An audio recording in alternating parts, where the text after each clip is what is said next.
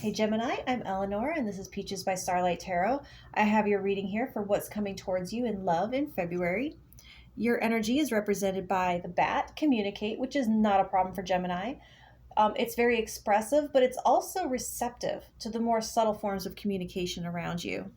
And the shared energy between you and the person on your mind, you have magnetism, attraction. Oh, it's so yummy. But because they're going with magnetism as the force of nature versus something like gravity, I'm getting that the two of you are opposites. And not just different, but opposites. And it's like exactly that opposition that is the irresistible part. It's wanting what we aren't or wanting what we don't have, generally speaking.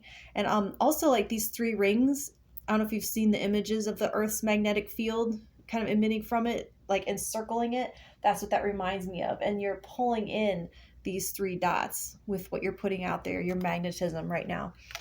So there's your overall energy. And here we go. We come into the month.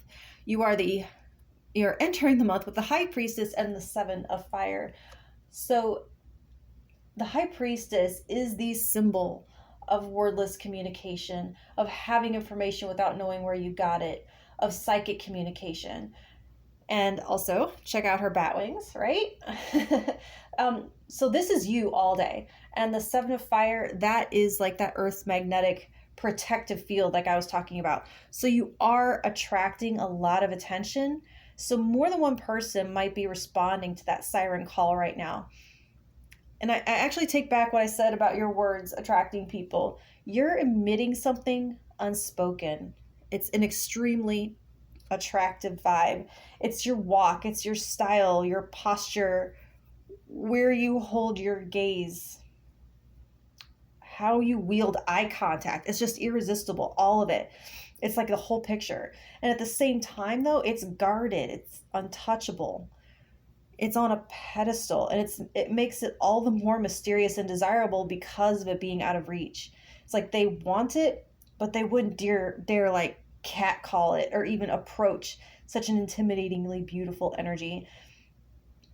They may not say it, but you're going to know it by the way they stare, by the way their face changes when you enter the room, the way they straighten up when they see you. It's going to be written all over them, even though they don't say a word about it. But now at the heart of the reading, you have this Five of Earth. So behind all of that magnetism is a hidden feeling of not being enough or not having enough. And it's like there's not enough of you to go around because you do have other stuff to deal with besides admirers. And it's almost like you're frustrated with how they keep this distance. What you need is their help. You need to connect and to be actually seen for your good and bad, your light and your dark, and not just like an idealized portrait of you, but the warm-blooded, living, breathing, imperfect person standing before them. So you're like, I'm not a fantasy. I'm real, and I have real life trouble like everyone, and I need your love. I need your love. I don't need your worship, because they worship you, Gemini, okay? But that worship, it's like it's left you cold, and you might just need to come out and say that, look, I worry about money. I have XYZ insecurities. I recently experienced this disappointment. Bridge that gap and invite them closer, because they're resisting the pull because of their own insecurities, because they might not feel like they're enough for you. I'm actually hearing that 90s song. I don't know if anyone remembers it. I might be dating myself, but it's like, she's so high above me. She's perfect as she could be. Why should I even bother? I'm not going to sing it. You'd probably recognize it better if I sang it, but I'm not going to sing it. So anyway, you finish out the month with the Fool and the Four of Air. So check out this bird singing to her right here. They are going to express themselves. Probably not the way you expect, but they will. And it's going to bring you peace of mind knowing that they feel the same. That as different as you are on the outside, your hearts are sharing mutual feelings. And so with the Fool, these inhibitions are coming down, and their feelings are going to be expressed between the two of you. Maybe in words, maybe not, maybe in actions. Also, I see bees, which are not intentionally or inherently dangerous, but you do have that 7 of fire, so take precautions. Your words actually have extraordinary power right now, so be mindful of them being too sharp or saying something that you couldn't take back.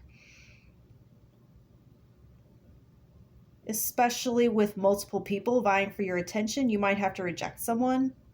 So also remember that a hurt person can say a potentially hurtful thing, and it's defensive, so don't take that to heart. It's not about you.